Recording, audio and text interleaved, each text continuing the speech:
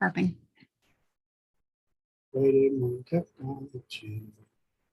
Technology.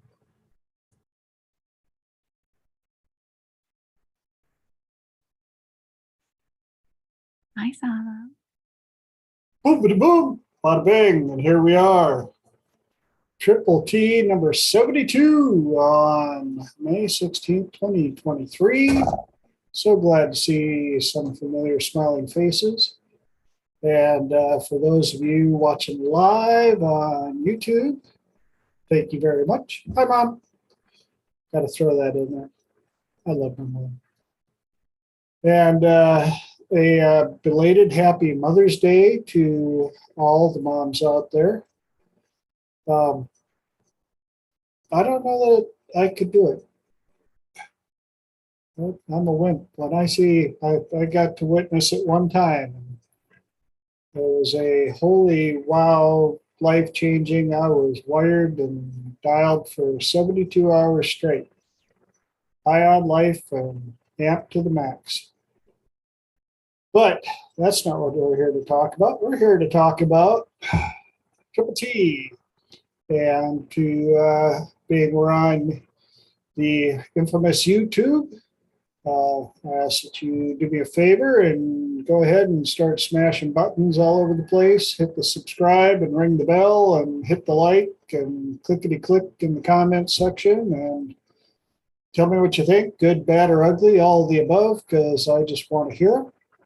I also have a website, theTSWB.com, THETSWB.com, the tall, skinny white boy. Yep, been that for most of my life. I do offer a free 30-minute consultation for anybody out there that is looking to have some questions answered, or you just want to chit chat, or that's your 30 minutes of time with me for whatever you want to make of it. If you're looking to get some change work done, looking for solutions, we'll find out if I'm a good fit. If I'm not, I promise you I will let you know and try to find you the best fit possible. If I am, we'll figure out a plan of action, get you the change you are looking for. And that moves us from all of the duty work for online presentation styles. Let's move on to the next phase of Triple T. Anybody got anything they want to share from the last 7 days since we've all met here?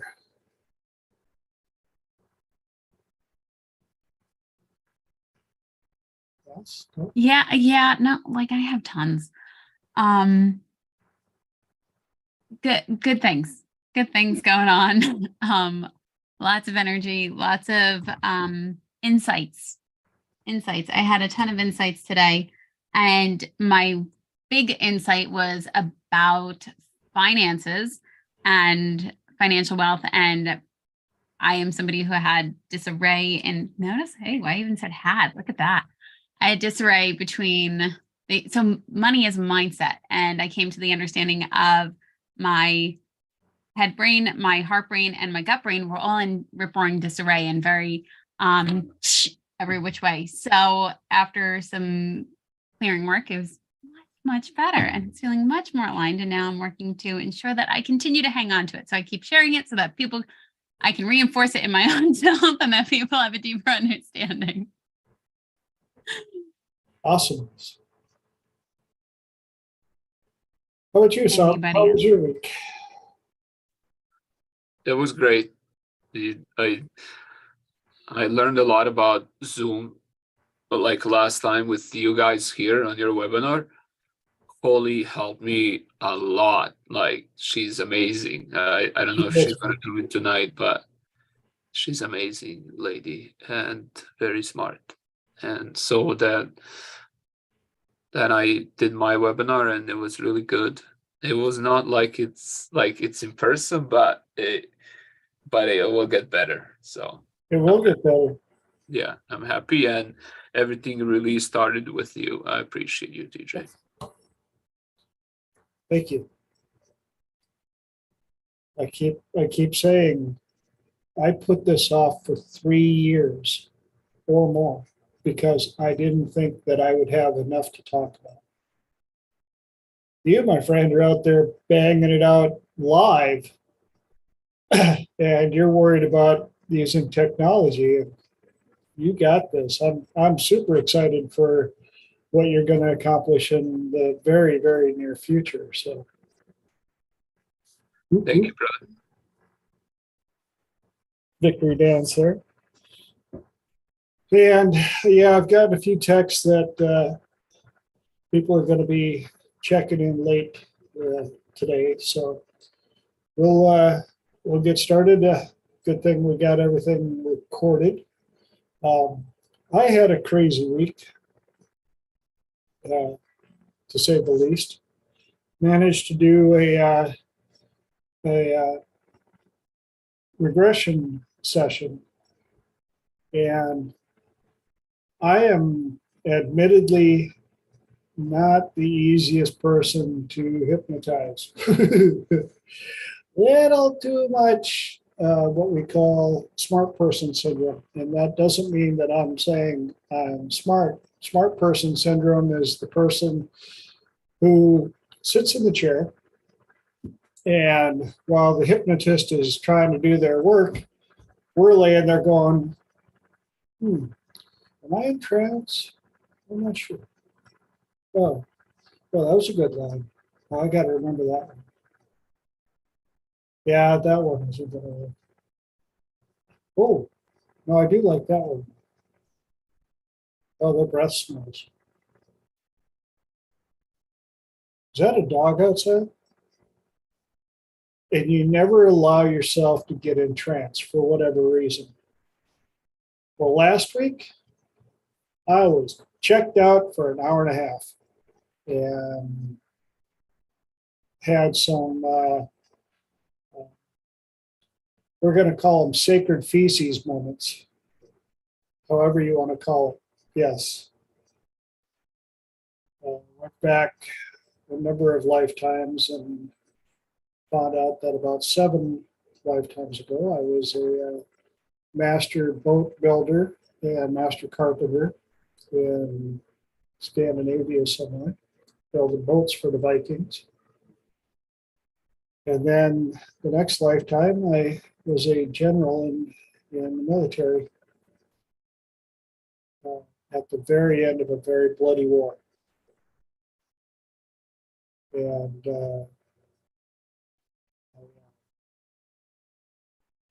found out a few other things that explained lots of stuff. But turns out that I've had many more lifetimes before that as well. So that explains why my entire life I've had people tell me that I'm a very old soul. They can't figure out how I can learn and do things so easily. Well, now I know. Apparently I've been doing this stuff for years and years and years and years. So I highly recommend it. I know for some of you it's going to sound a tad on the woo-woo side. Woo-woo is not always bad. Sometimes it gives some pretty incredible insights. Go ahead. No, go ahead. All right. I was just going to add that if anybody hasn't or anybody questions it, I've worked with you before and you have brought me back to a past number of lives, and it definitely, whatever comes up, let it come up. So it may sound woo-woo, but if you can just suspend and just go in and say, I'm just going to explore, it's a completely different experience and incredibly insightful and incredibly valuable.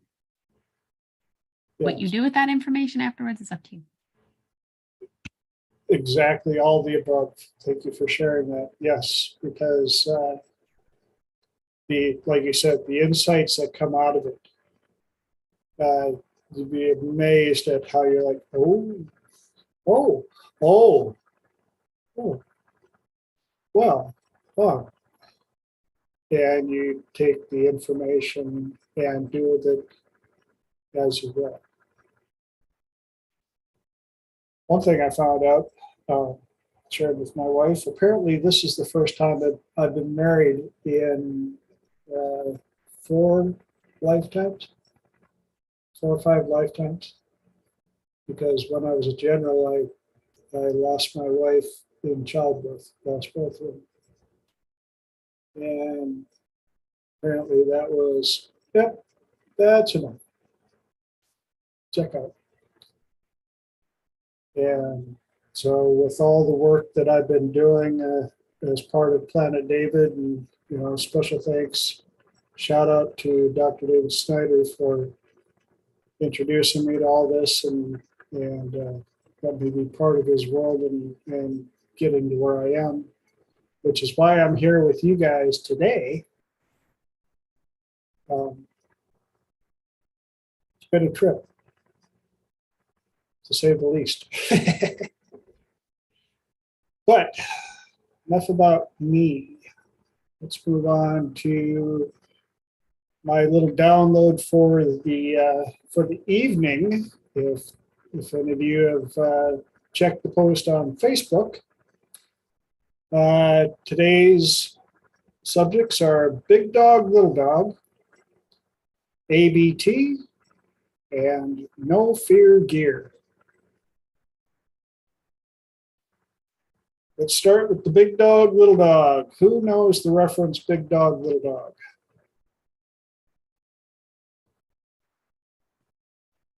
Big dogs don't have to prove they're big dogs. You always see, like when you're walking past a house, if the dogs haven't been stupidly trained by some malicious dork, the big dogs don't have to rush out and bark their heads off at you to let you know that they're in control. It's usually the little yappers that have to be, and then you turn and shrug at them and they're like,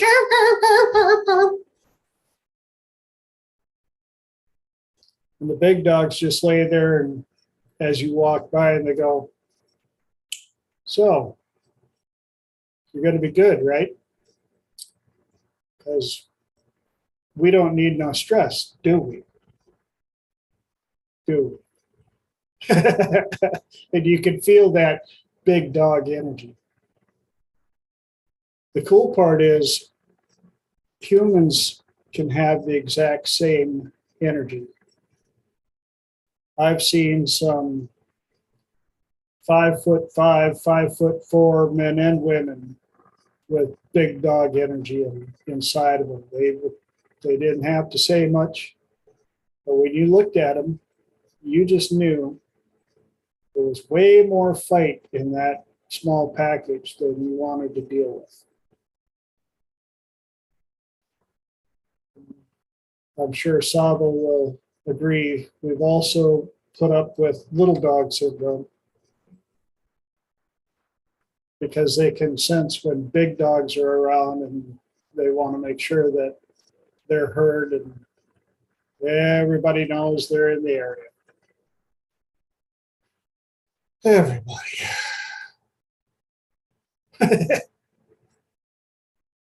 Part of why I brought this up is if you've been around Triple T enough, watched enough of the recordings and everything, when we're dealing with our actors and actresses on stage, and some of them react in a certain way, are they dealing big dog or little dog mindset?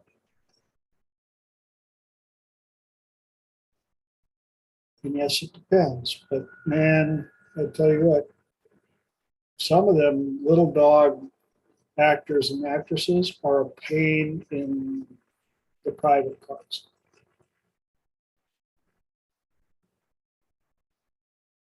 And they jump out a lot of times unexpectedly, scream and yell the most, and when confronted, go running back around the corner and wait for the big dog to come in and rescue and put out the fire they started. And we have to figure out how to quickly identify and control the little dog that shows up. I've also found with working with enough clients, the little dog tends to come out a lot with family and friends, because we can get away with barking at them, but they also don't have much trouble kicking at the little dog, which makes the little dog even more resentful. So the little dog's got to do something. When they see an opening with maybe a waiter or waitress or UPS guy that didn't deliver the box right, or the telemarketer that called at the wrong time, little dog's got to burn off some energy. This resonating with anybody so far?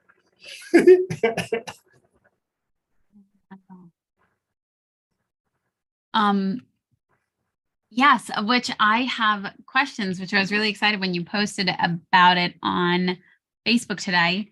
Also, because the pairing with it was with fear and how to navigate that. Because when I go deeper and I do clearing stuff, I feel much better. But then after a couple of days or even after a couple of hours, little dog or younger actress likes to rear her ugly head. So thoughts, ideas, feelings, emotions, insights, revelations of what and how you handle these situations. Well,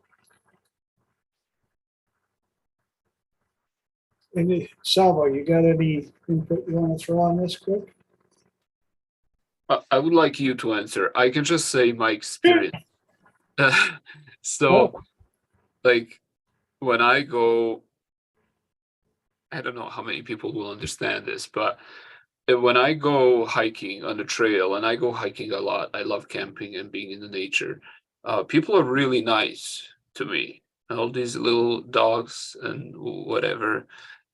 There is never confrontation, if you know what I mean. People feel the energy. I've been a fighter for a long time, and also I do competitions, shooting competitions. And so I feel very calm in my body, especially because when I go walk, I have two big Rottweilers, and my brother, who's also trained, is usually with me. Sometimes if I go with my girlfriend, he comes with his girlfriend. So we go for a walk, and we never have any problems with people, because people, especially with me and my brother, let's say we go to the gym in the morning, and people are very nice and polite. But yet where I experience problems is when they come to my dealership and they want to buy a car. So they think it's like I let them know this is not Walmart. There's no returns. There's no bullshit. We don't handle that kind of stuff.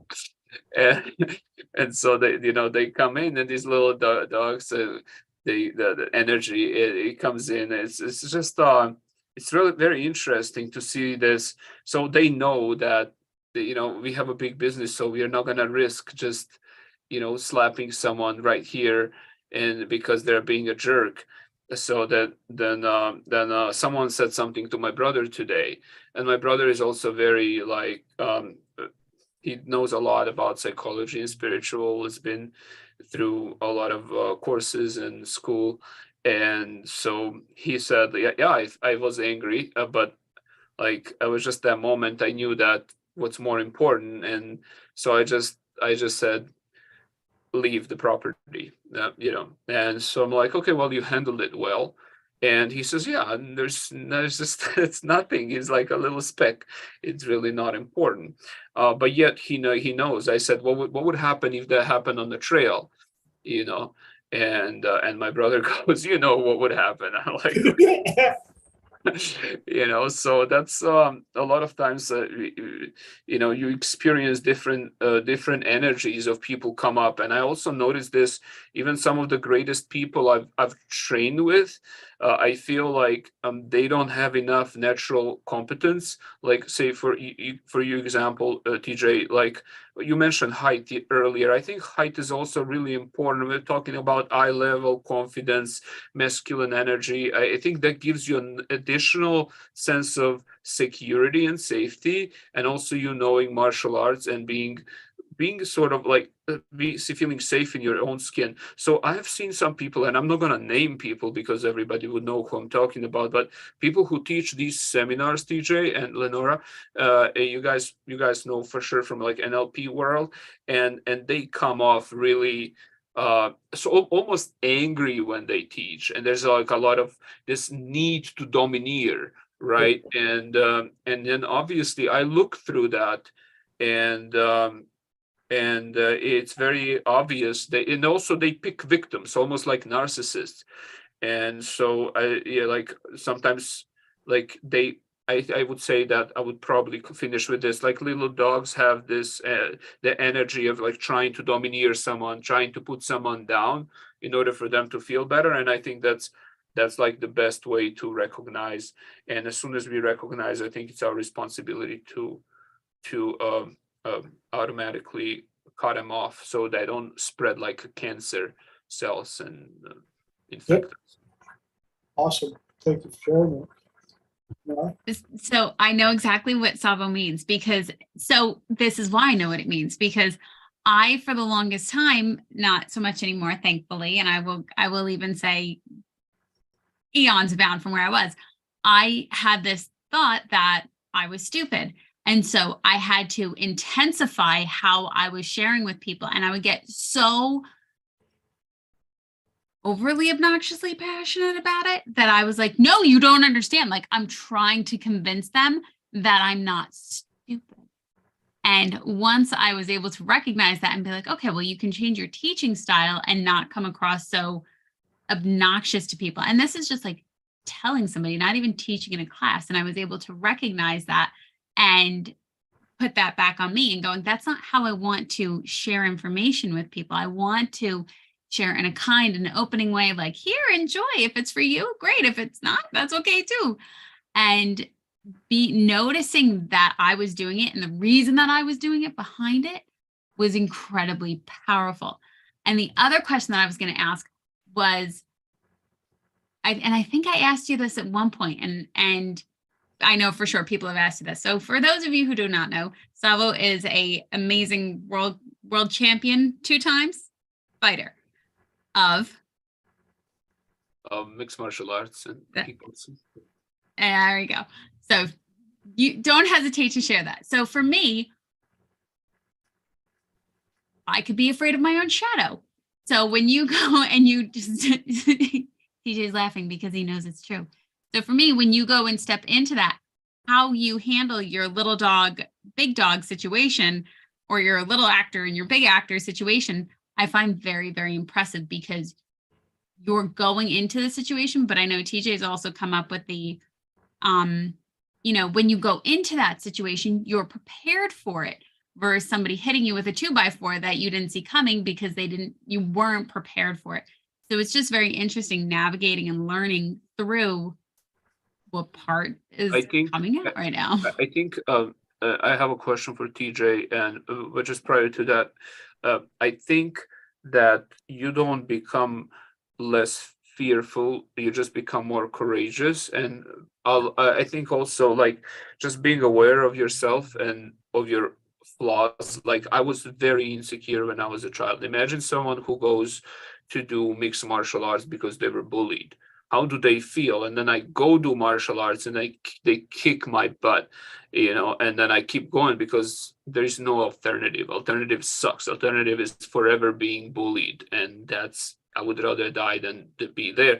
So it's just different. They went through different stages in there. And I think, and it's a question for TJ, I feel like this is more sort of like a question of that sort of like implies hierarchy and certain sort of masculinity. I don't know that so much can be applied on, like, for example, Lenora has a lot of feminine energy, and I don't quite, maybe I don't understand the question. I mean, what the topic so well. I saw it on Facebook and I liked it. I would like TJ to maybe explain a little bit more about that.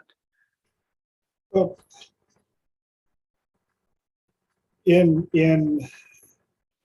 with my time in martial arts, I started late.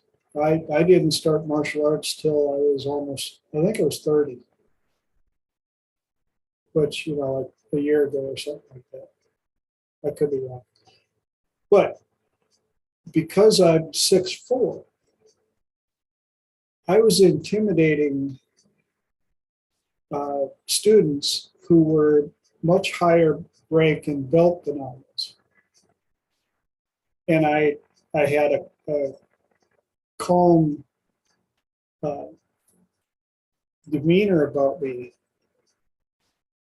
And so I think it was Big Dog showing up to a combat training. And you see the smaller dogs have been at the training much longer, but they're still freaked out because a big ass dog showed up. And when Lenora was talking about how it can be difficult for smaller stature and wanting to show the energy, I think I was lucky in some ways. I didn't have to worry about that part. Mine was more, do I actually have the knowledge and the skills to back up what the people think I have?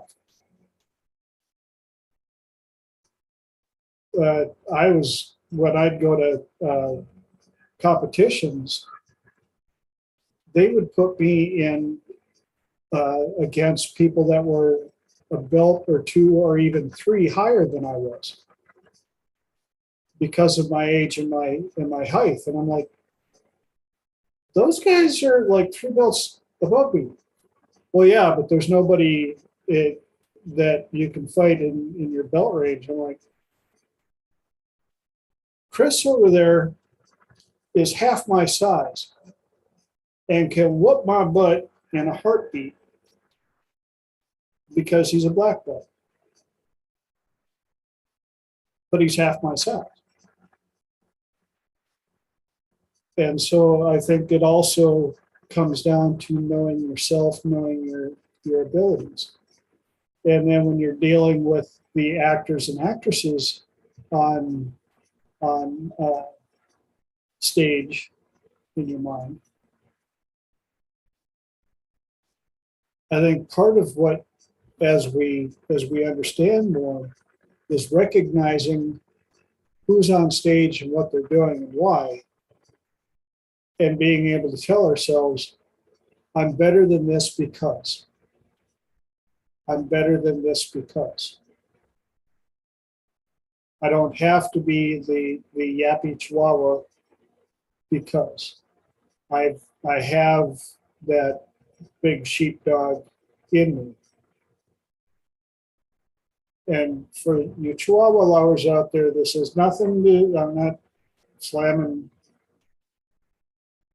I'm not even going to say it. God. Yes, no. Can you get rid of it? Can you Huh? get rid of the small dog? Can you get rid of the one that is a pain in your butt. So like even after today, I notice before I would notice it, but now this is like a glaring neon sign when she tries to pop in. And that's the big step right there. You have to see who ran out of the kennel and up to the fence. Like, what are you doing? No. We got the Rottweiler laying on. Yeah, but he's just laying on the front porch. This person could be a serial killer. It could be that. No, we're fine. I'm better than this because Big Dog over there knows what's going on. We don't need to disturb the whole neighborhood. We don't have to be up in somebody's face about this. And I've dealt with issues with people, vendors, and stuff, whether it's in person or on the phone. And I've had a couple of business partners and girlfriends and stuff like that. And they were yelling Big Dog or Little Dog, trying to get their way. They were getting so passionate that the Little Dog was taking over and getting all frenzied. And I would get on the phone Big Dog style and go, all right, here's good. What's going on? How do we solve this? And we get done, I'd have it fixed, and they're like, how do you do that? Because the Big Dog doesn't have to prove they're a big dog. Sometimes they just walk up and go, we're going to fix this, aren't we? Aren't we? Some way, somehow, we're going to fix this.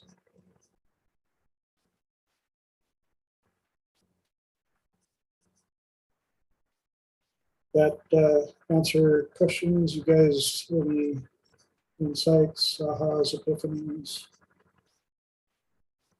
Any other questions before So, since you guys have very high level of awareness, I would bring this up. I noticed that a lot of times people, it's a sort of a challenge too for myself. First, a lot of times people say things like, I've listened to literally 20 people talk about how narcissism is bad without recognizing that there is a part of them that they're denying, and it's a behavior. So you might, but if you're just so much in denial, you hate it, most likely you're not going to change it. And I'm just thinking about this as I'm talking and as asking myself and each and every one of you here, including the new person who joined with other camera. Hopefully they can talk too. So if we can like notice, and or maybe in the past when there was this small dog energy inside of us, and how, or even now when it comes up, how you deal with it. And sometimes I believe a lot of times that can come from unprocessed hurt.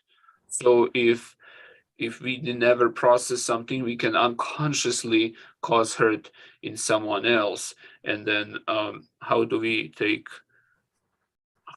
own that and take responsibility for our own actions and feelings and behavior? So that's sort of a question what I would like to ask you guys, and I will answer too if it's okay. and that's an awesome question. I think a lot of it is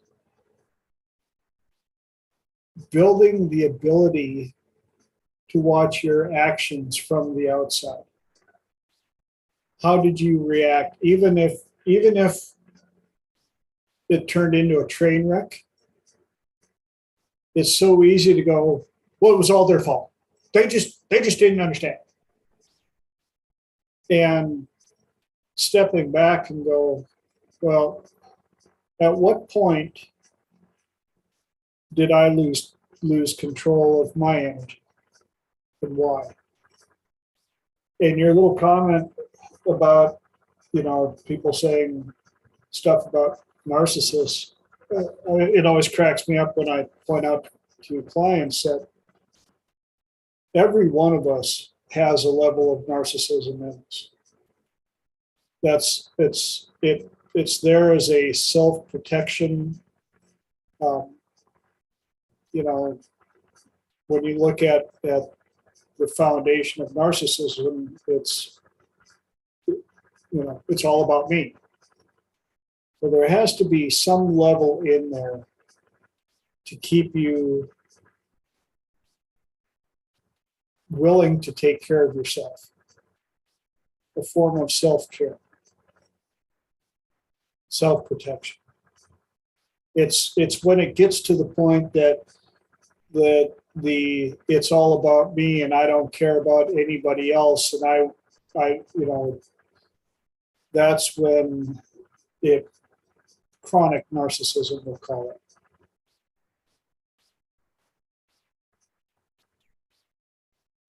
But dealing with stuff like what we're talking about, where at some point, hopefully everybody will have the opportunity to become aware and maybe question, why is it so much easier for that person over there?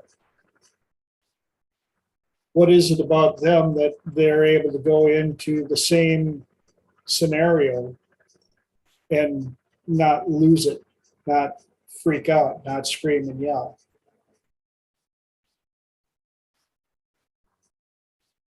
And why do they get their way? Well, for one, they didn't lose it and scream and yell. The yappy little dogs might get their way every now and then, but it's usually because people are they've wore people down. And people will remember that as well. And when they show back up, people are on they're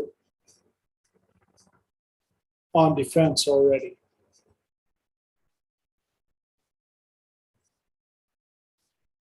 The big dog that gets along with everybody gets away with quite a bit. Doesn't have to ask for a treat or a pet or a belly rub.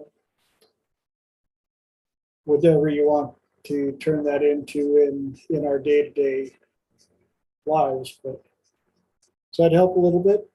I kind of chase some squirrels around up and down trees, but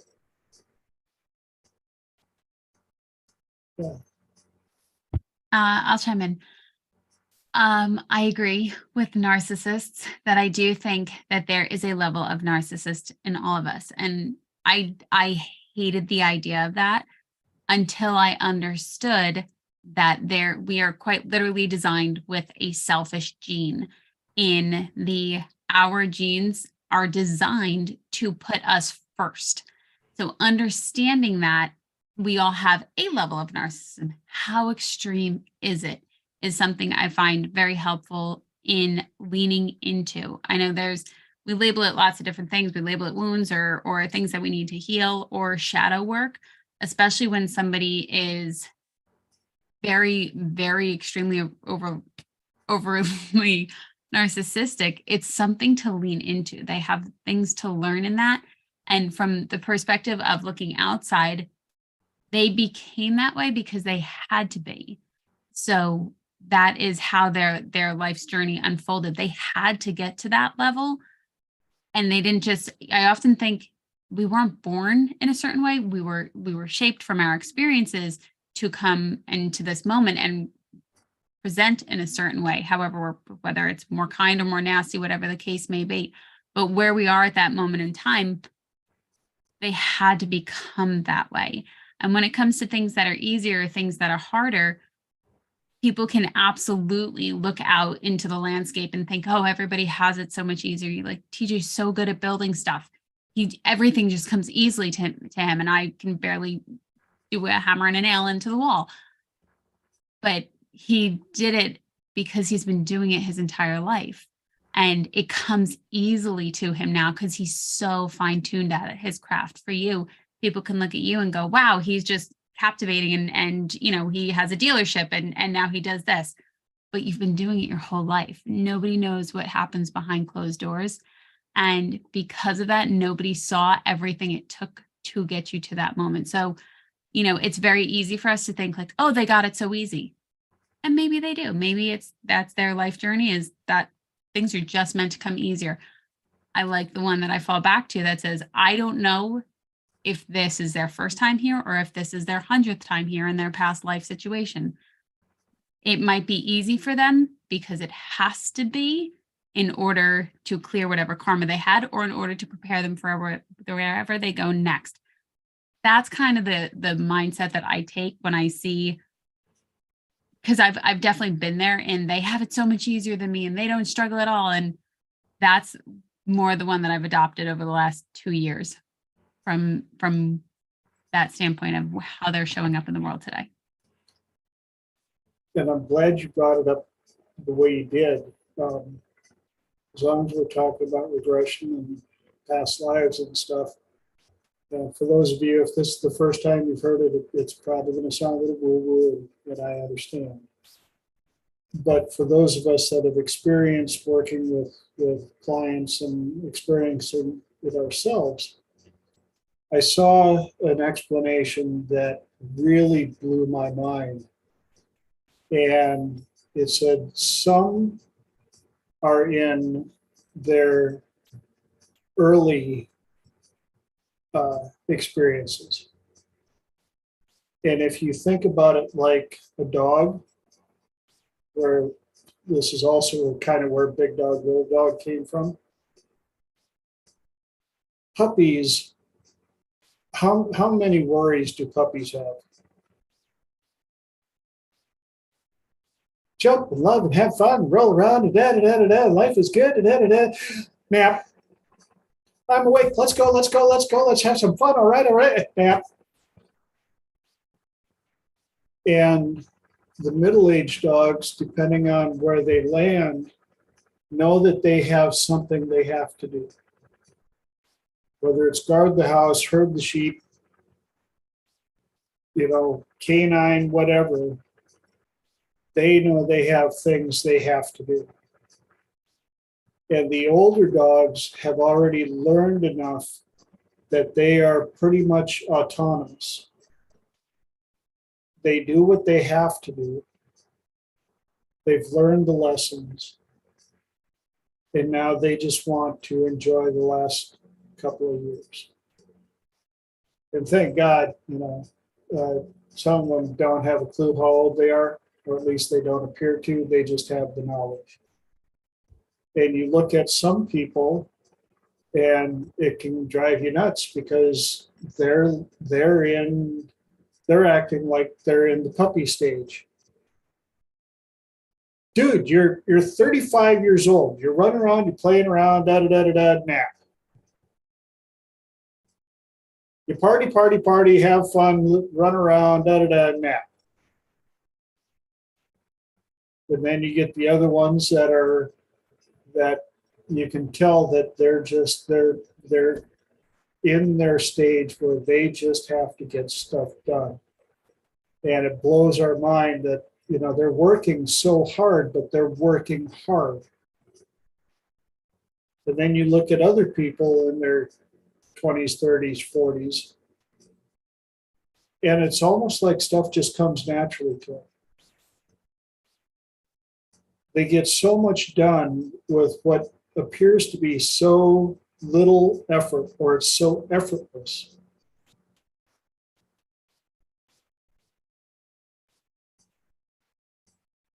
And you don't know what stage or how many lifetimes they have in it.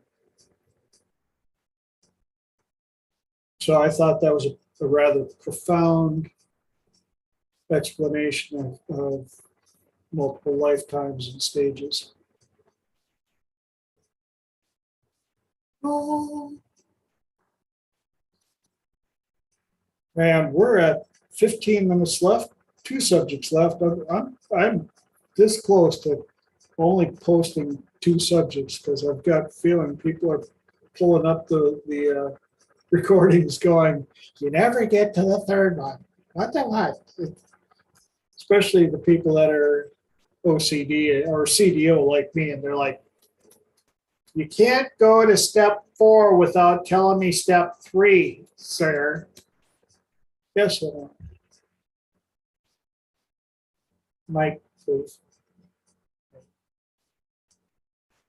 Still can't hear you. I have 2 mute buttons over here, so it's kind of obnoxious. Savo, I didn't know if you wanted to repeat your question so that Elijah could hear it, but also share what your thoughts were on it, because I know you asked the question.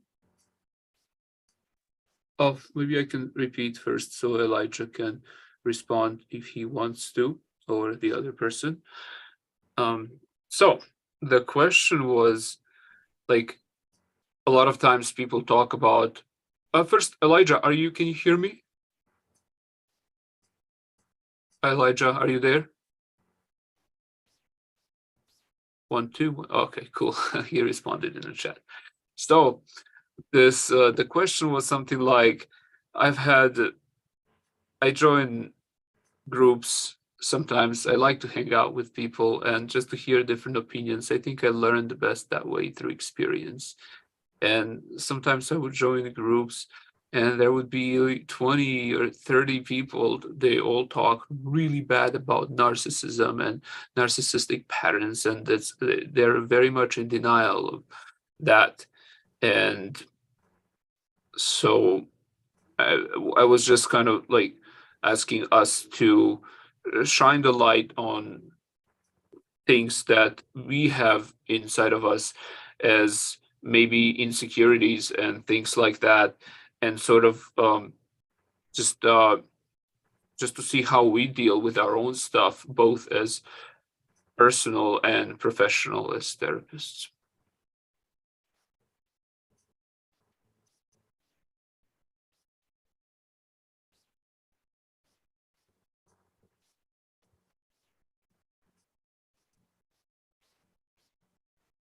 He was writing in the chat. Yeah, Okay. for those of you He watching might be. on YouTube and can't see the chat box, Elijah may be in a situation where he can't reply audibly. I find also that a lot of people don't know they're talking only about themselves. A lot of people don't have that awareness. They'll say, oh my God, they always talk about themselves. Can't you believe they always talk about themselves? And then they'll, like, as they're talking to you, a more self-aware person, then they're sharing all of their stuff with you. And you're like, hey, kind of a mirror there, don't you think? And they don't have any idea about it. Elijah wrote, a moment, please. They really don't know. And it's not like a sympathy, like, oh, poor pitiful you. They just have no idea that they're doing it.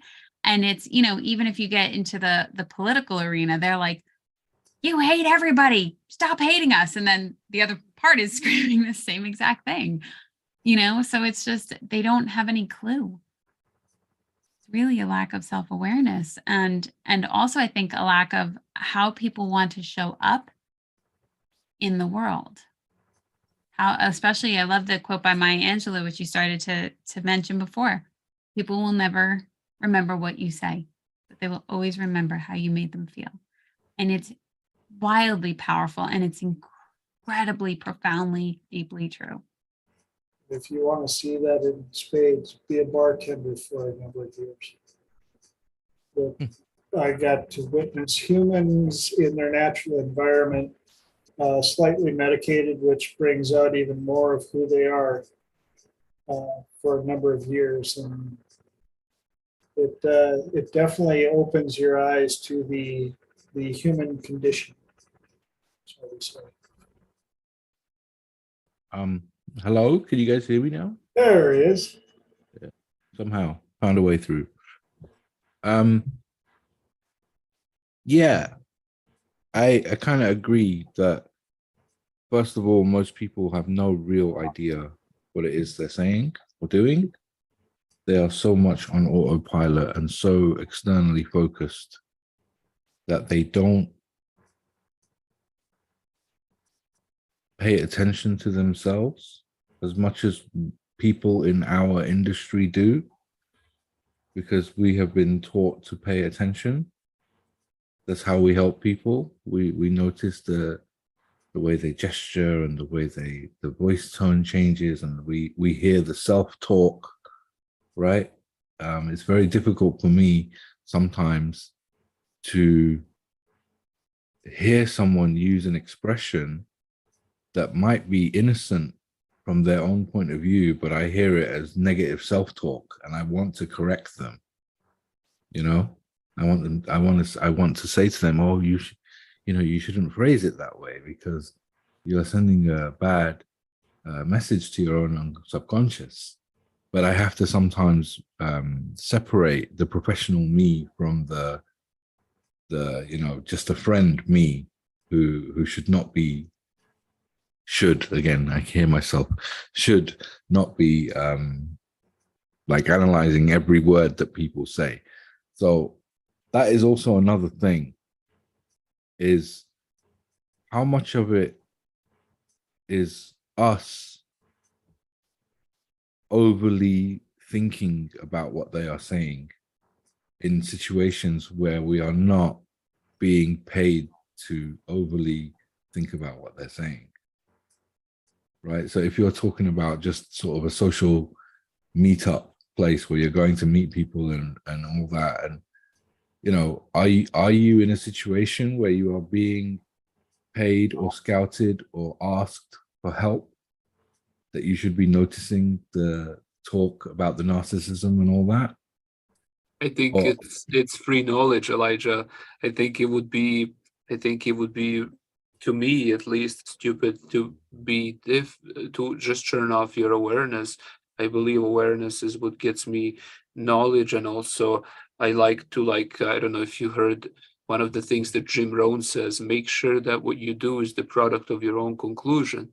So I do kind of let my senses really turn them on, and I listen. But I think that concept was sort of to better understand that a lot of people look outside and they start judging, this is narcissistic, this is bad, this is that. And then when you point fingers, there's three other fingers pointing at you. And I think there is a reason why in the Bible, Jesus says, don't judge or you will be judged by the same measure.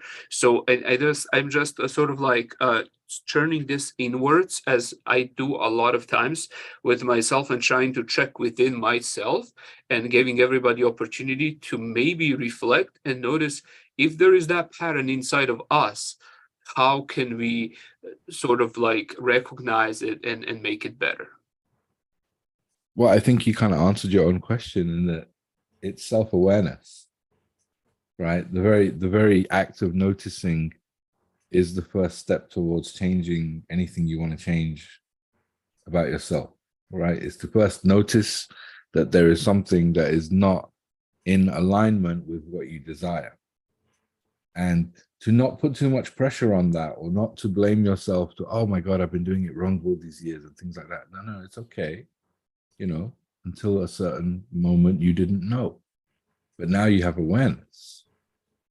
And it's okay to sometimes slip up and do it on autopilot sometimes, but the quicker you get at catching yourself in the moment, and the quicker you get at noticing how you respond naturally and then correct yourself in the moment, is going to lead to you having a new habit and doing things differently.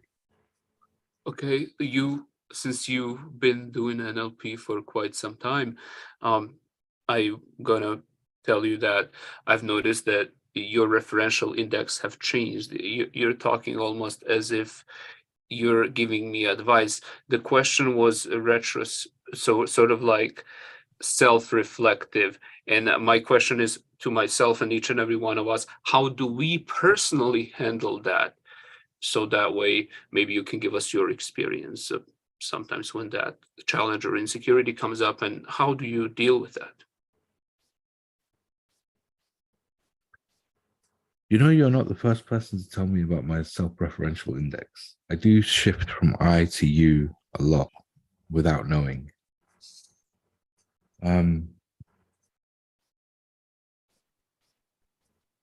I do my best to pay attention not only what is happening on the inside, but what is happening on the outside. I should have said that the other way around. Not only pay attention to what's happening on the outside, but to also pay attention to what's happening on the inside and try to understand myself better so that I can understand my surroundings and other people better. I try to understand how and why I react the way I do, intrinsically, internally, so that I might begin to have an idea why other people react the way they do, or behave the way they do, or have the responses that they do. Because it's only, I believe, through understanding ourselves better that we can understand other people better, right? When it comes even to like persuasion and influence and NLP and things like that, a lot of the times, the way I was able to convince myself that certain techniques or strategies work was by noticing the effects they had on me in order to understand what kind of effect a certain language pattern or a certain strategy or technique would have on someone else, right? Is by being the subject. And you often hear me say in my classes and other places that I do believe the best coaches and the best hypnotists are the best hypnotic subjects, because the ones who can go inside deeply themselves will be the ones who are easily able to show other people how they can go inside themselves. And so I do my best to, if you know about NLP, I do my best to kind of visit third position. If you look at perceptual positions, my first position is my own point of view. Second position would be the point of view of someone else. And third position would be the overall, like a fly on the wall, viewing the situation independently, not from the point of view of any one person. I do my best to try and switch perceptual positions and know things from different points of view. Because I think unless you know something from at least 2 or 3 different points of view, you cannot really claim to know or understand it at all. So it's an exercise and it's something that takes practice, but to kind of flex that muscle inside that, you know, it's not only how I interpret what people are saying and doing, but from different points of view, how else can it be interpreted? And it's not something we are ever going to perfect, because we are emotional creatures and we will have gut reactive responses. But again, with the self-awareness and trying to better ourselves, we will improve over time and get better at having more understanding, you know? Yeah. So, TJ, were you going to say something? I'm sorry. Well, no, I was just going to say that I think it's interesting, especially for, you know, those of us that have gotten into this realm, how as you progress through the realm, when you first enter, you're like, holy cow.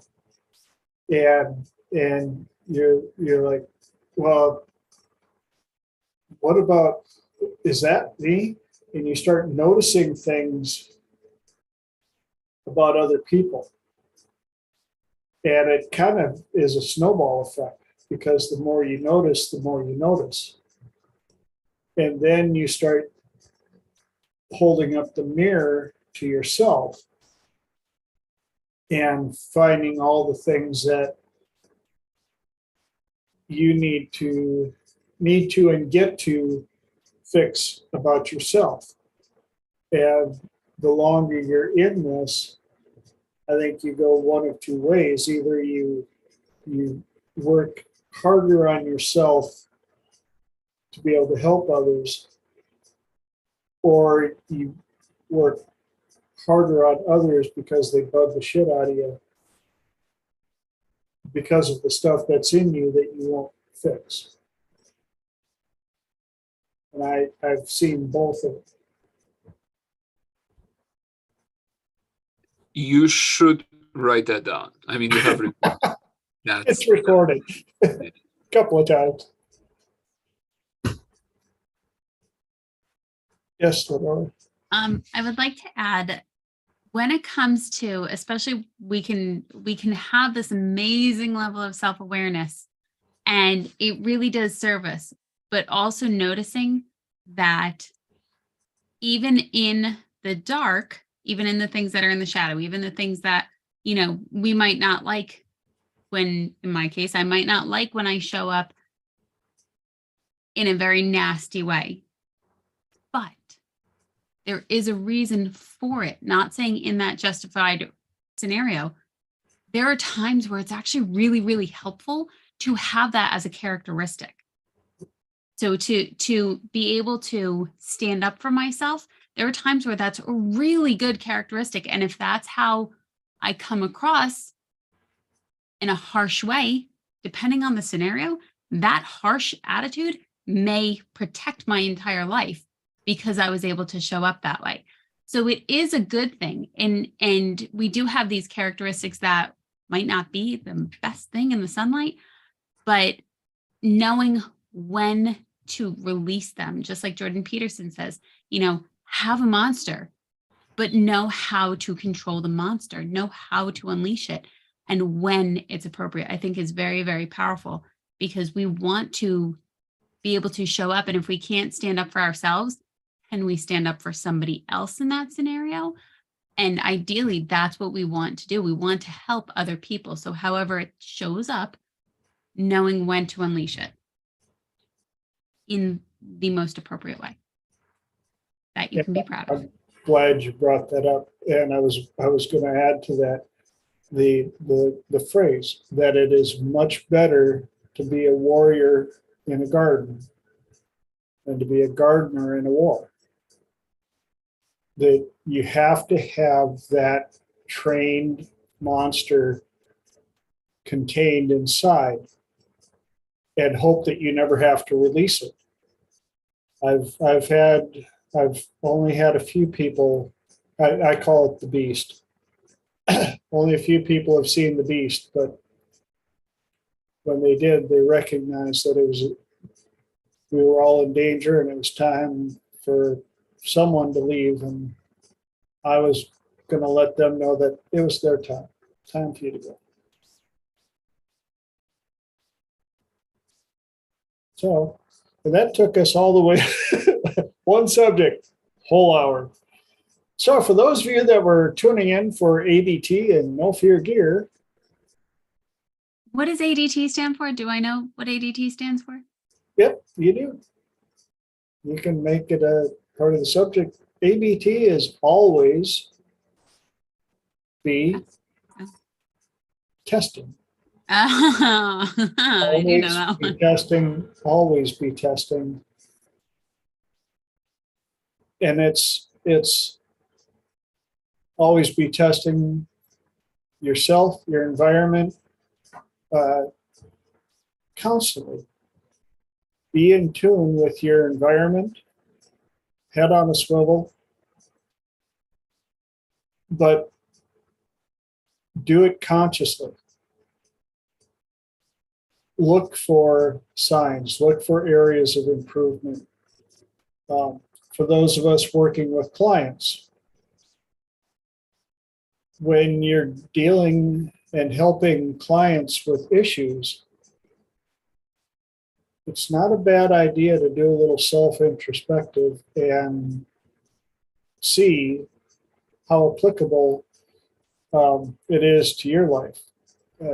Because I know the universe has sent me a couple of clients who had some challenges, some issues, shall we say, that I also needed to work on.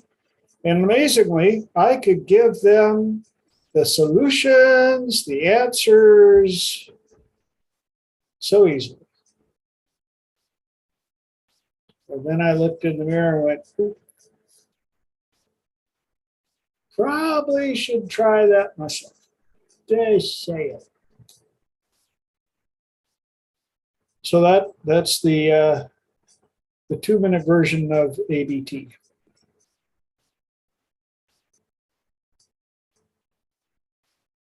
So anybody have any other subjects that questions that you want answered? Now that we're in your time, One thing that I've noticed is this. Gosh, there's a couple things I wanted to share, but I would like really to talk about integration as something that recently I've been deeply experiencing, the integration of all the different parts of myself. And, you know, when I was teaching a long time ago martial arts, this was like, gosh, it's what, over 15 years ago, I was sort of being in a different state, the state of the way for me to feel safe was to control the room. And then later I learned a lot with Dr. Richard Bandler. I traveled, I was assisting at his seminars. I was assisting with Marissa Peer, a couple times with Dr. David Snyder and some other people. And being around them, I have improved, I think. And but something else happened. I noticed that my teaching style at that time, I started to teach around 2017, some hypnotherapy, meditation, NLP. And I noticed that my style is starting to become like Dr. Bandler's style. And then again, it was the same sort of insecurity in the background, a sort of like, I have to be in the control of the room, otherwise I'm not feeling safe. And there was this sort of, at times when people were not so pleasant, the anger would come up and I would resolve things in that way. And that sometimes, and then I started to realize, of course, beneath that there is that insecurity, what I asked Elijah and you guys to talk about earlier. So that insecurity, when it would come up, it would usually come up when I would feel offended or attacked, or as someone is trying to put me down. And then in books, of course, we all read in psychology. I studied psychology back home. And ever since I had this concept of, yes, well, if I allow myself to feel that it's because I'm putting you up on a pedestal, making you like someone more important than me. So what you think about me is more important than what I think about myself. Yet this was coming up logically. I knew that, and every time the insecurity comes up, there was more of I was more prone to react with anger, with just protecting my boundaries in a very maybe more assertive way than what it was supposed to be. And I was not aware of that. I can maybe share later a few books that helped me with this. One of them is, it's interesting that there's a book called Attached. It talks about different attachment styles. It's a really great book of like awareness of, there's a lot more than just attachment styles there. So I started to realize that inside of me, when I'm triggered, when every time I'm in a state of defense, that I become sort of this journey started about 10 years ago, that I was noticing that I'm being offensive, that I'm putting someone else down because they try to put me down. And this is something that, it sounds normal. Like you go to, you see someone, tries to put you down but I felt that's wrong. And so I really worked a lot. This was, again, like I said, a 1 decade journey for me on this, feeling safe and secure, even though when stupid things are happening. Like I was sharing today, someone at my dealership said something to my brother. I wasn't there, and how he reacted, I was really proud of him, even though he's 12 years younger than me. So feeling the safety and security, even because in just the moment, like one of the things in NLP, we'd go, see yourself 20 feet tall in the picture, and see yourself and get a different perspective, like Elijah was talking about, first, second, and third position of the way you can look at things. And then, but you got to do it really quick, and you got to be aware of the anger, because anger is a powerful emotion. It takes you from one place to another. So that has all been a journey for me. And I've noticed recently, I'm so proud of these unconscious changes. I've noticed that people now would say, whether it's in relationship or romantic, or just like friendship or my family, they would say things, and I would step back and say things like, okay, well, that's that's offensive. I'm going to give you some time to think about that. And if you continue being that way, I'm going to distance myself from you. And just being very calm and giving them time. And that's just sort of, I felt that really changed, something that I've changed recently. And it also has a lot, I think, to do with integration. Recently, they told me at yoga, a place where I go, and people were writing things about each other, like some of the changes we made, and a lot of people said very same thing about me, is the integration of, like, recently, of all the different parts of myself. And I think that also really helps with being safe and feeling safe and secure, and feeling where the confidence, I believe, comes from. But the true confidence, not confidence, hey, you know what, I'm better than you and I'm stronger than you, I can't do shit.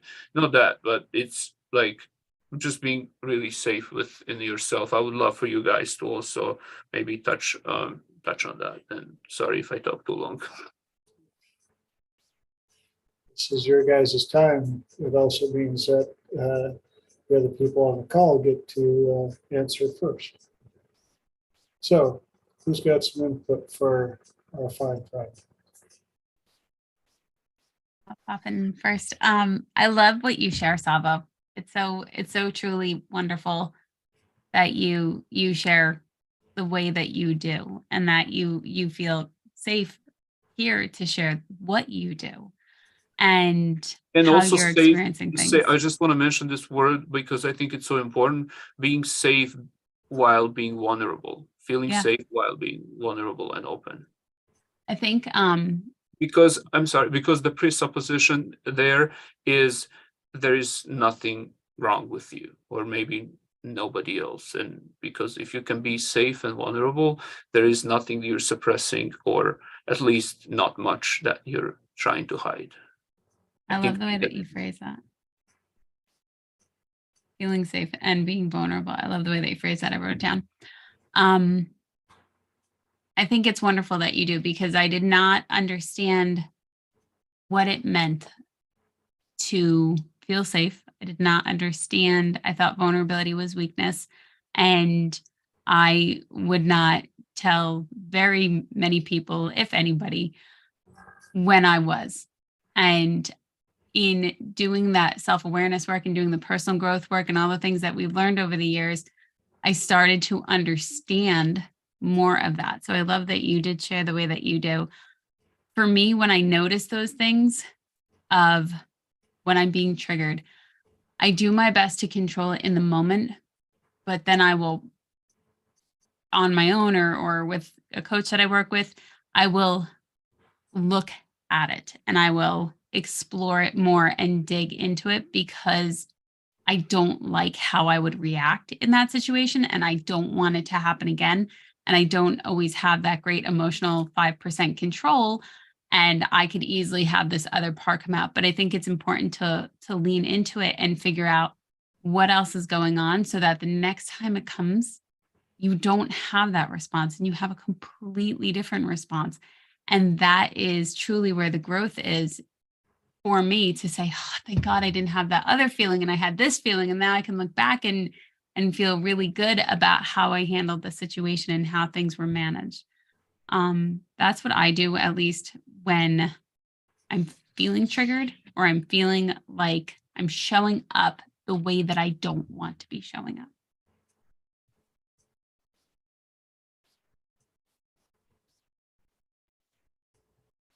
I guess that makes it my turn. I also have a similar experience in the sense that it took me a long time to realize that there was nothing wrong with being wrong. Right. I really hated being wrong most of my life.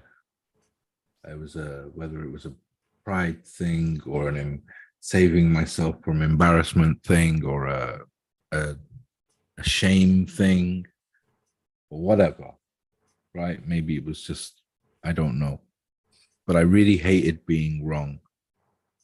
And you could say, yeah, that's true of everyone, but I had like,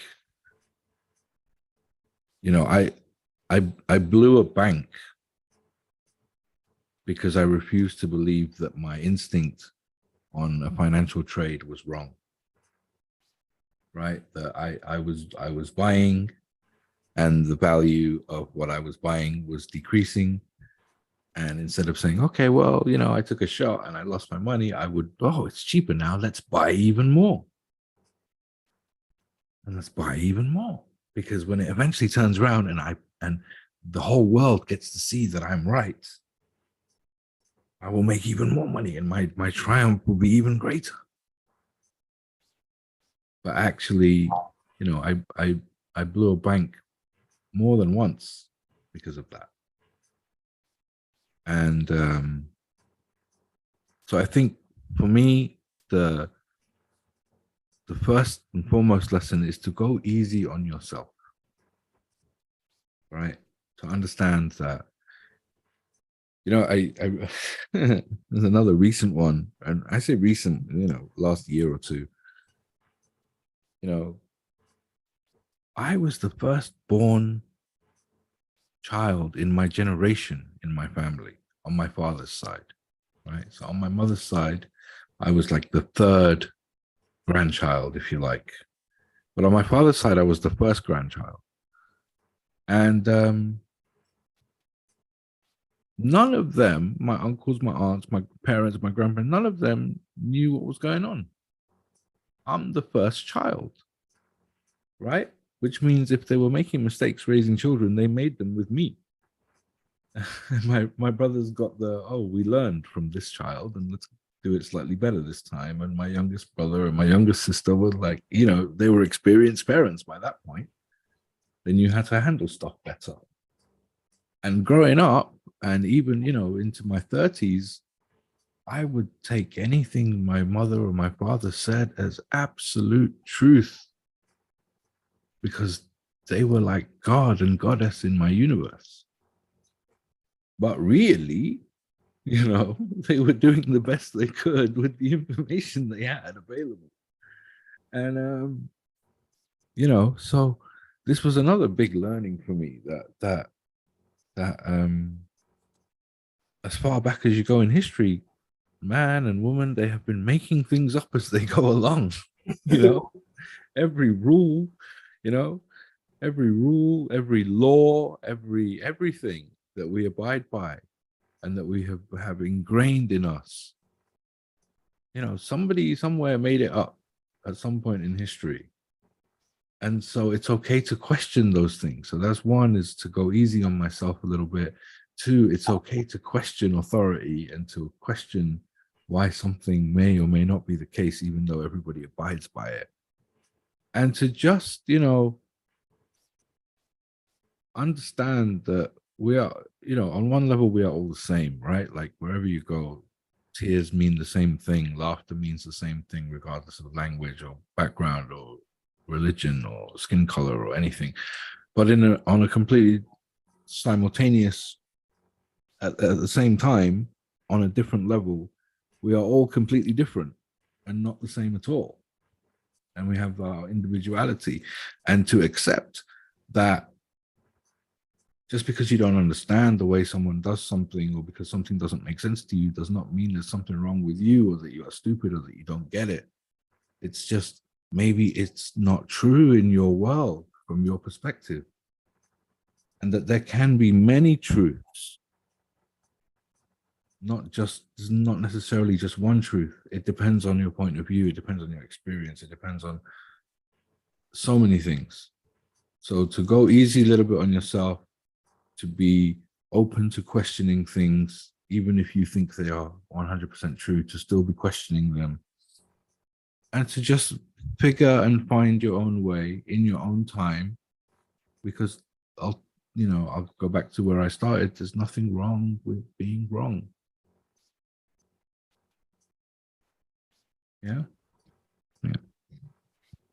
Awesome.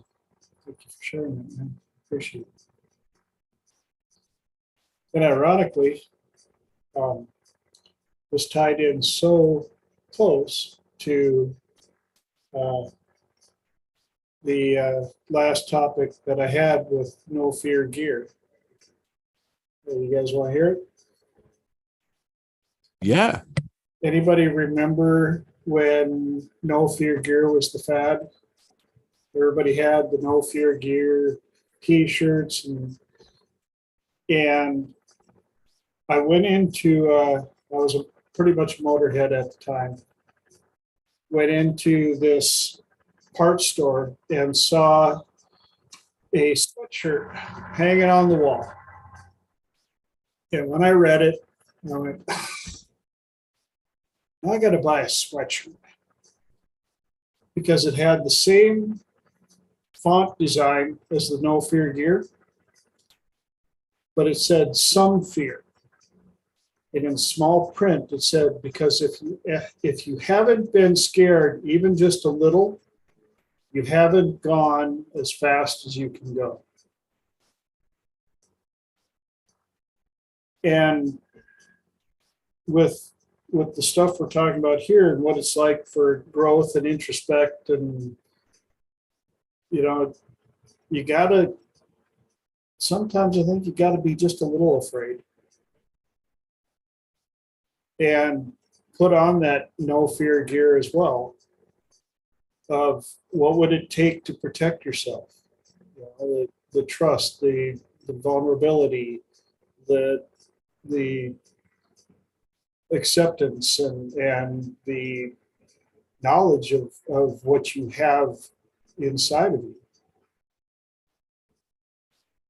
And with all the stuff we've talked about, being able to look at things from the outside,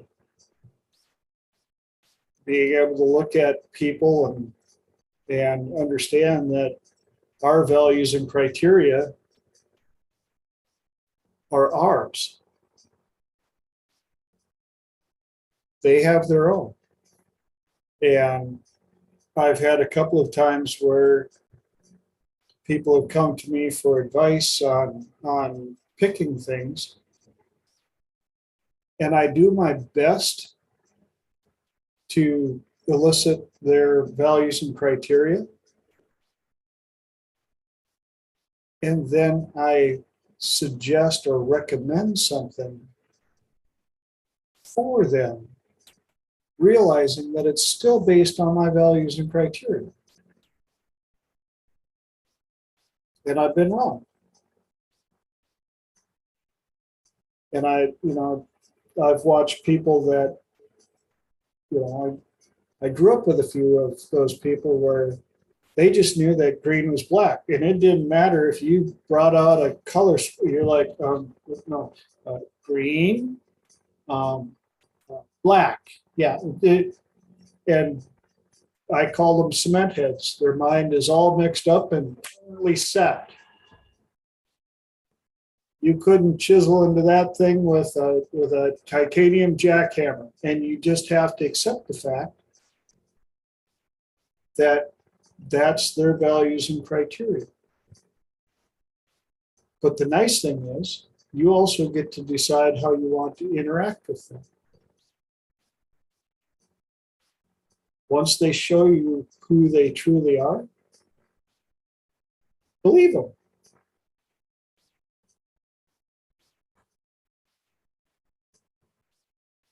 And hope, you send them love and light and all the best things, and hope that someday somebody accidentally, turns around and smacks them accidentally with a 2x4, and they wake up and they're like, oh, I've been a cement head.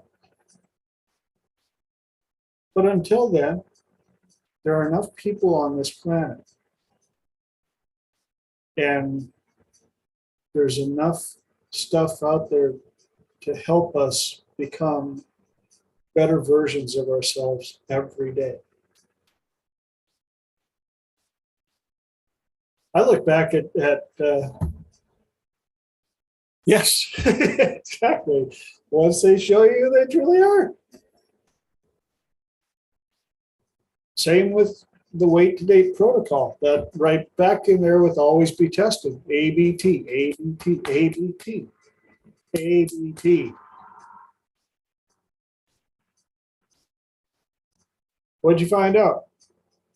Well, I really like them. They're really hot. Yeah, that's not what I asked you. What are they? Well, they're a 9, but they could be a king. They could be somebody else's king, because somebody else's values and criteria will accept a 9 as a king. But you don't have to. Can I add something here? Please, that's what this is all about. I agree about this, once they show you who they really are and all of that. But also I would add to remain in the now, right? Because the most recent evidence is always the, how can I say, there is a bias that we have sometimes to something that happened a long time ago versus what's happening now. And I give you a very simple example of this is I used to really hate Russell Brand, right? Russell Brand was an annoying comedian who took a lot of drugs and got onto TV and was famous and successful with women and got lots of money because he was a bit of a twat, in my opinion. And the more he behaved inappropriately, the more attention he got, and the more famous and bigger and successful he became, when someone who, in my opinion, behaved much better, the way one should behave towards other people and towards women and towards things like that, was, struggling sometimes to make ends meet. And he was this kind of chauvinistic, womanizing, rude, half-wasted all the time person who was somehow making it better than me. And I really disliked him. I didn't find him funny. I didn't think his comedy was good. I hated the shows that he presented and all of it. However, more recently, last few years, he's turned a new leaf. He's become quite philosophical, and he's become quite self-aware, and he's started to teach about his experiences coming off drugs and getting sober and the journey and the struggle, and and I have to admit, I like the current Russell Brand, the new more grown-up Russell Brand. I like him a lot. I respect him a lot. I will listen to his podcast, and I will take on some of the views that he has and let them cook in my own oven to see if I can agree or learn from him. So I would also just add that that yes, it's true, but kind of stay in the now and understand, everybody deserves a second chance. And, don't be so rigid in your judgments. That doesn't mean become gullible and, fool me once, fool me twice, all that. So it's, take it with a pinch of salt. Obviously, you have to be a bit of a grown up and make your own judgments, and there is a danger with that. But yeah, try to stay in the now moment and understand that the most recent evidence is probably the most relevant. Yes, Savo. I was trying to get that reaction up there emoji with the hand. It's funny how Zoom can recognize that. Anyway, but I also wanted to say something like what I think about what DJ said about once they show you who they are, trust them. I also think that the most important asset is time, and moments that we have is all that we have, and they're precious, and life is so short. And well, one of the ways to find that out, you look back and notice how much time has passed, and just realize wherever you feel you are in, like, in your lifespan, and just notice how fragile we are as human beings, and how you never know if you will have that tomorrow, or I don't know, next year, or whatever we visualize. So I think time is so precious. And because of that, let's say if you have an actor or someone like Russell and you think he has changed, I think that's great. And I think that I noticed that he has improved and it became much more spiritual. And I also think that I would much rather watch him now than back then, even though back then he was also interesting in his own ways. So I think that that's one thing. But also, Elijah, like, let's say if your ex were really she was really, let's say, narcissistic, and you really realize that, and you say, okay, well, I spent 10 years with her and I'm just going to give her another chance.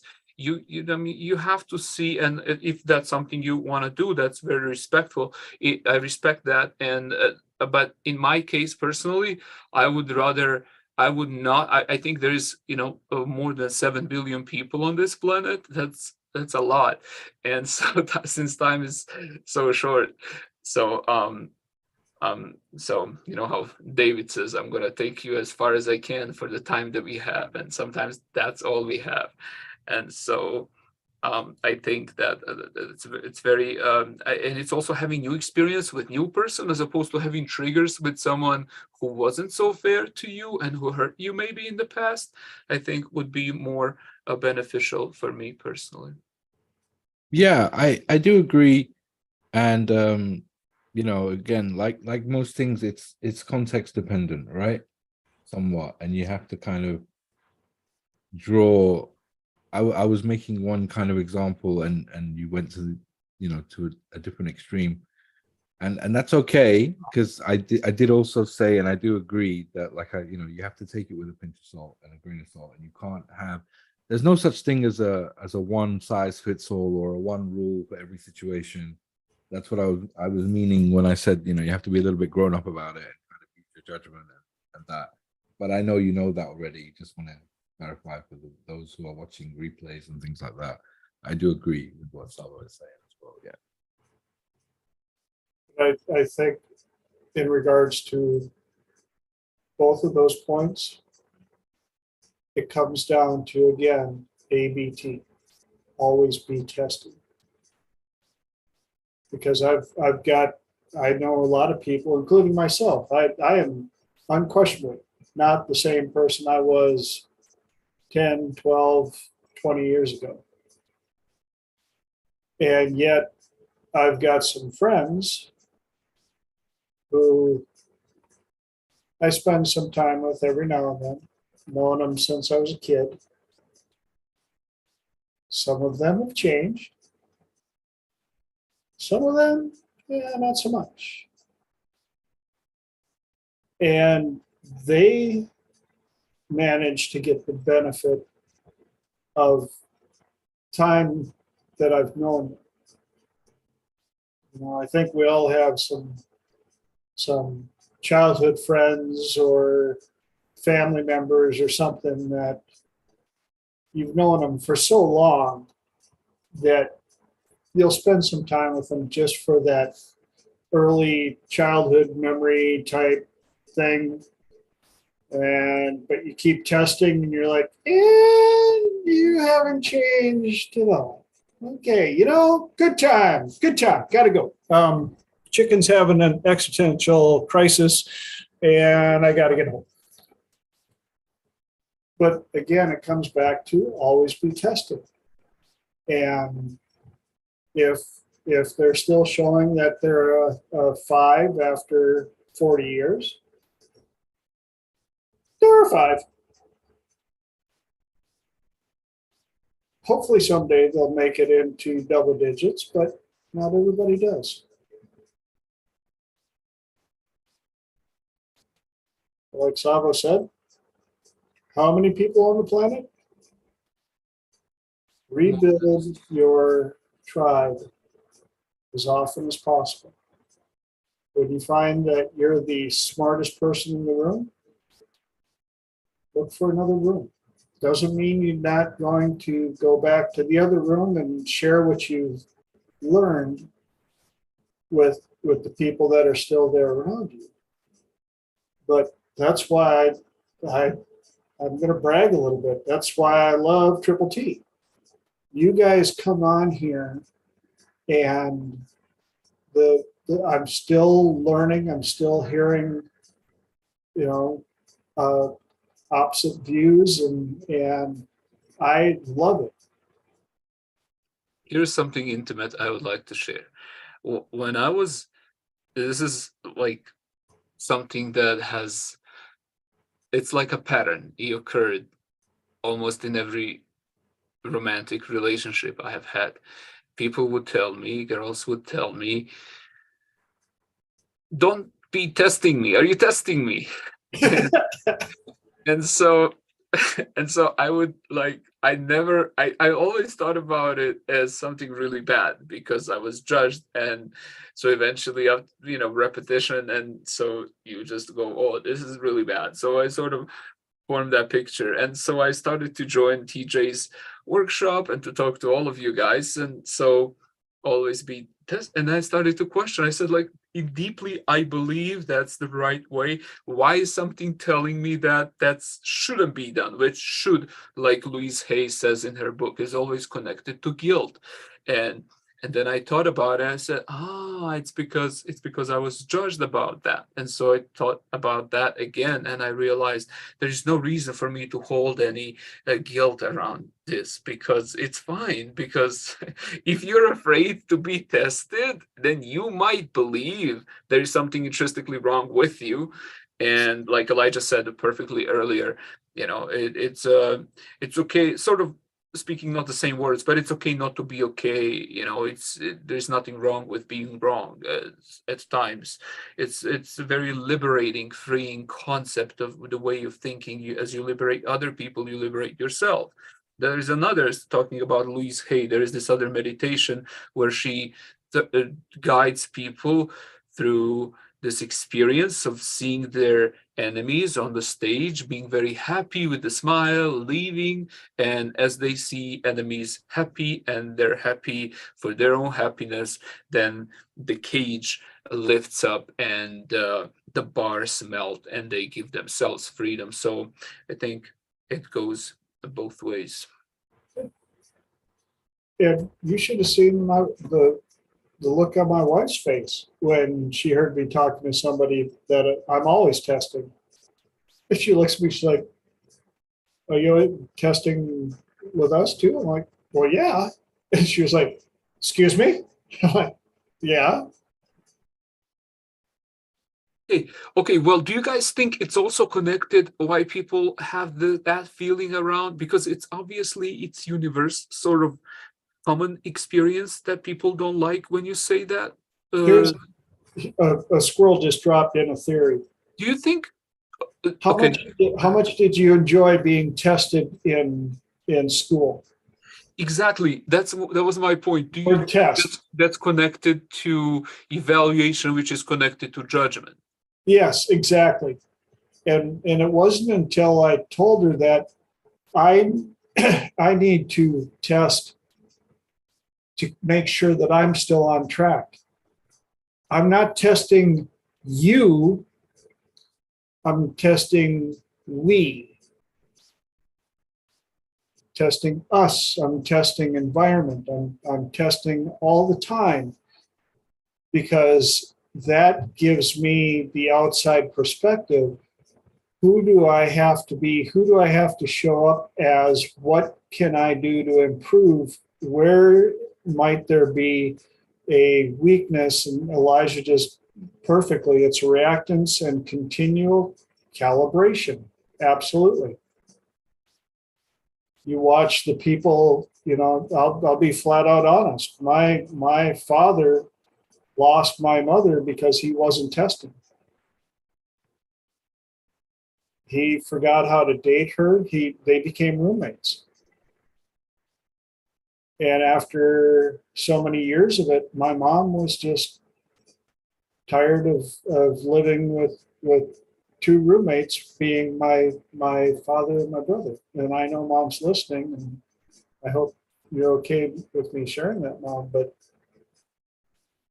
the love never left, the interest. They had drifted so far apart, and he didn't notice it. And it wasn't until he lived with me for a while and I had to explain it to him one rough night that he finally got it. And unfortunately, he got it way too late. And watching that and watching my quote unquote rich dad, same thing, go through the divorce, I got hypersensitive to it. And I realized, you got to be tested all the time.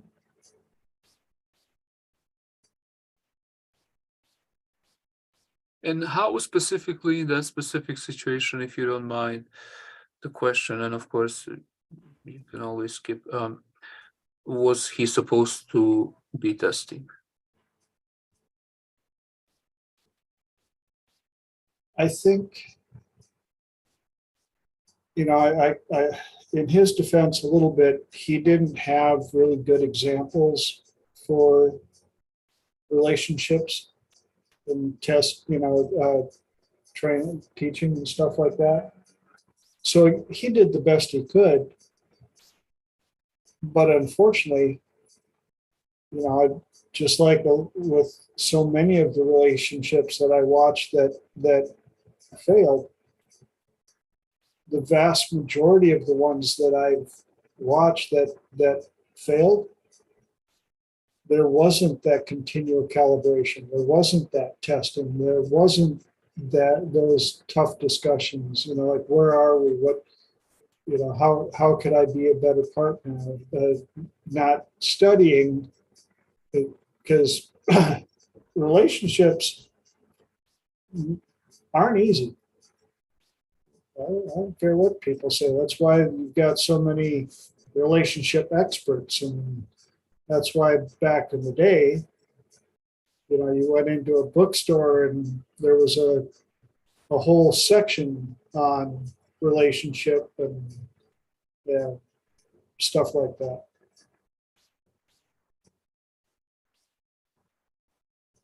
Because you're dealing with two human beings having a human experience in their unnatural environment. And you watch some people that make it look so flippin' easy. But I've also been absolutely shocked by some couples that I knew that on the outside, everything looked absolutely movie perfect. Then all of a sudden, they're done. And everybody in that knows them is like, what? And as Elijah just commented, yeah, surface level versus deeper level.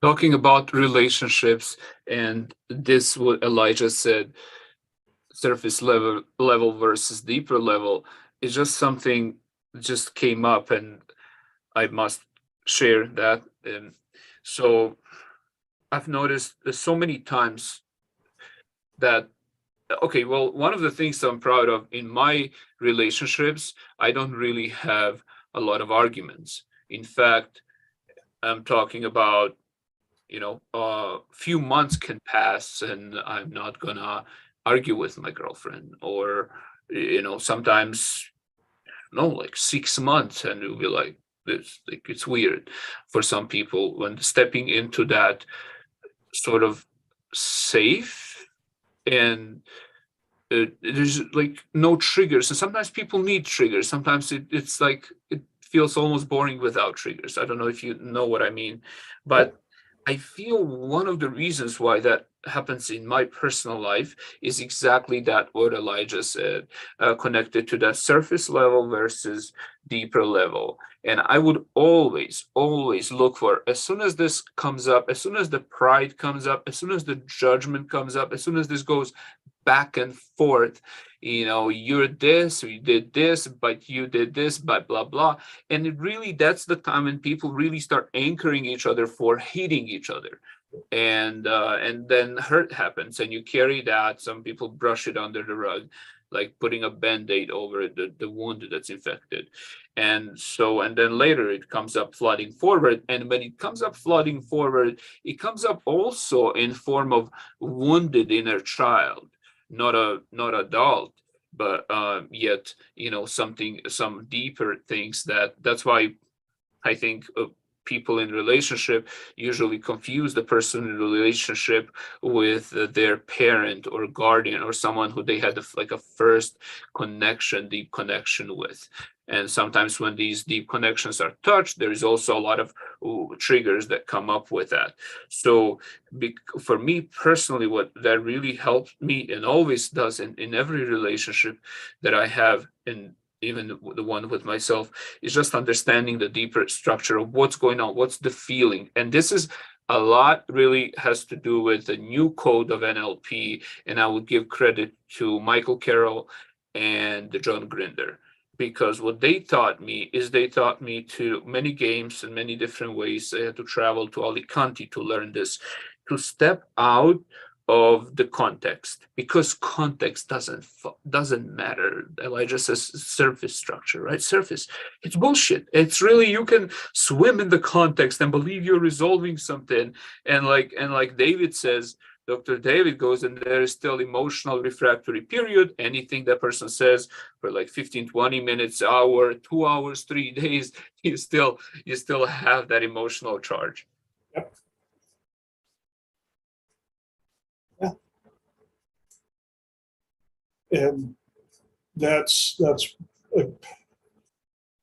I sound like a broken record here, but right back to always be tested and understand what it takes for relationships. Just because you don't have fights doesn't mean that the relationship is good. Just because you fight a lot doesn't mean the relationship is bad. It's the communication and what the communication resolves or builds. One of the Tina shared with me, and I think I shared a bit of this on another one. I'll be right with you, Elijah. But about a lady that from another country want to put in an ad for a person, a dating ad. And she put down everything she wanted, and she went full of depth. And one guy challenged her, even went so far as to show up where she was going to be going for 2 dates. Showed up at each of the dates, asking the date, like, so what do you bring to the table? What do you got? We're like, is this your brother or something? She's like, no. but they ended up getting married because she liked fighting with him. Because when they fought, he wasn't doing it maliciously. He was doing it to make her a better person. And so they would constantly argue and fight over things to make each other better. Yeah, the amount of fights, arguments, and relationships can be an indication of successful or happy relationships, depending on what they are. And I've also sadly witnessed some toxic relationships where the way they talk to each other and about each other and to each other made me wish that they would just get a divorce. But we love each other.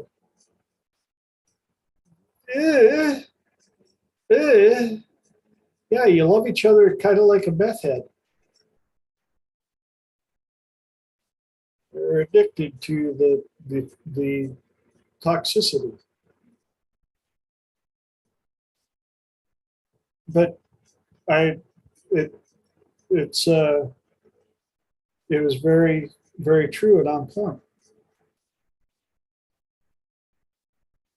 Again, there are people that is how they communicate. Dr. David pointed out, we learn what love is by the environment we grow up in. And you know, if you got a household where it's yelling and fighting constantly, and if you do something wrong, you get yelled at, but at least you get attention. You got attention. Versus growing up in a loving understanding, you know, if things go wrong, somebody's adult enough to admit that they were wrong, and you learn how to talk through stuff. As long as you don't end up being the loving talk through stuff attracted to the one that grew up in the middle of the storm. Because there are some people that get so addicted to the storm and the fight that if there isn't a fight, they'll start one just so they can be in the center of the storm, because it's the only place they feel normal. Familiar.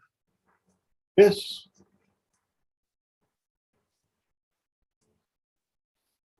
They're such a pleasure to be around. And they don't understand why people just don't want to be around them much.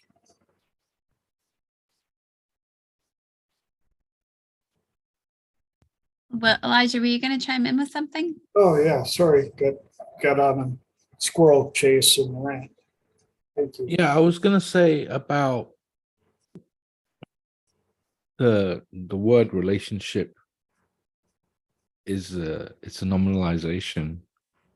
For anyone who doesn't know, a nominalization is a process that's been turned into a thing. And what I mean by that is it's been kind of frozen in time and becomes static. It becomes heavy, if you like. And simply sometimes by denominalizing or turning the process, turning the thing back into a process is enough to make people start thinking differently about it. So someone says like, oh, my relationship is messed up, or I'm having trouble in my relationship. Often I will just turn it into an ing word and ask them, okay, well, how do you want to be relating to this person now? And there's a difference between relating and relationship. And often you will find that if you ask someone, well, how do you want to be relating to them now?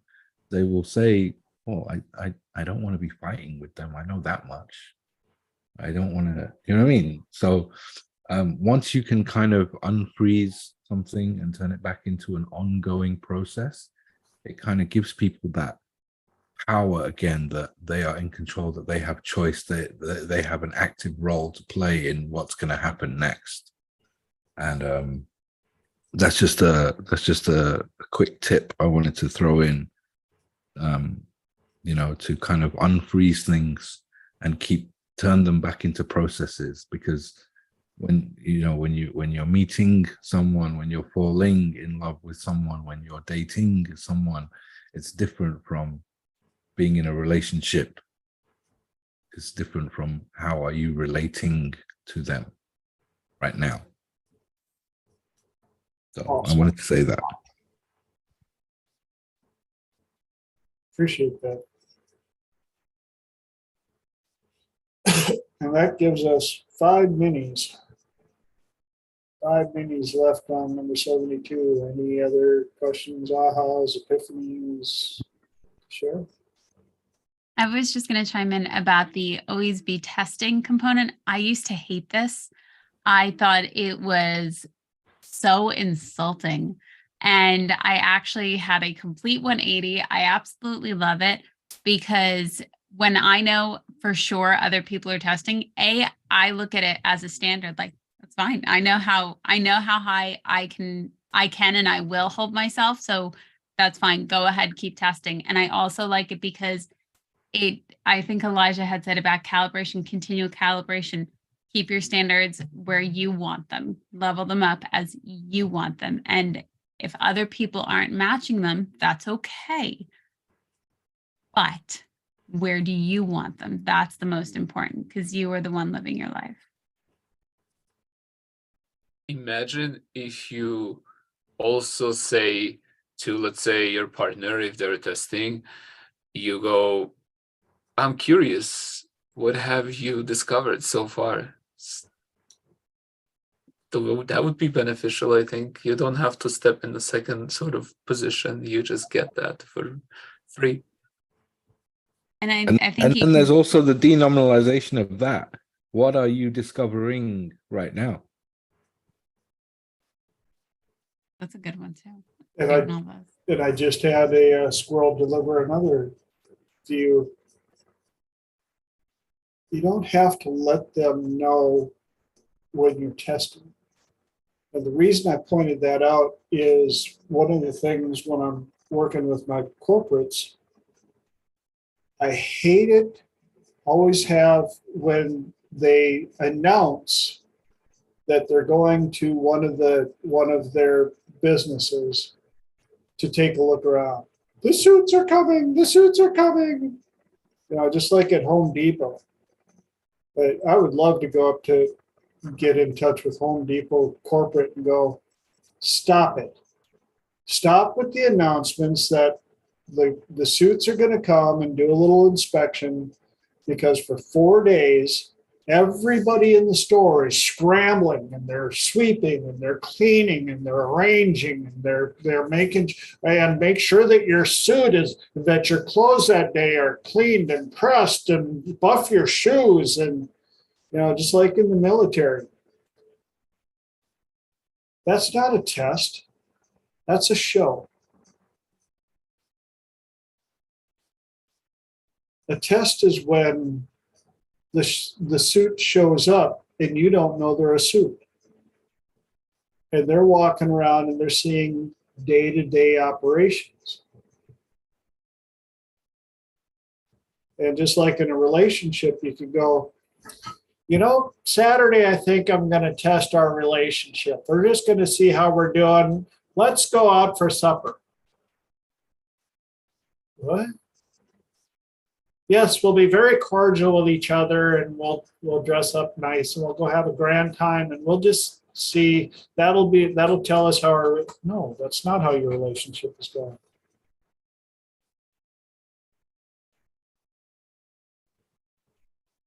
So you just have to, again, always be testing and use that information to constantly be a reflection on your values and criteria. values and criteria should be something that are constantly evolving. If not, you are one of those magical cement heads.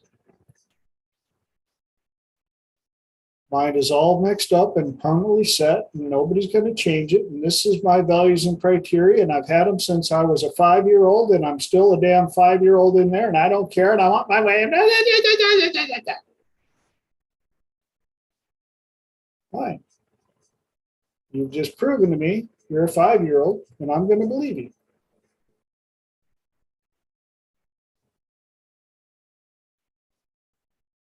That brought us right up to what a way to finish Triple P. Cement head. Cement head, yes. I've used that. I don't even remember if I came up with that or if I heard it. I've been saying it for so long. But yeah, all mixed up and permanently set. And you've seen some old cement, and you know it's been chipped and worn, and it's still there. Uh-huh.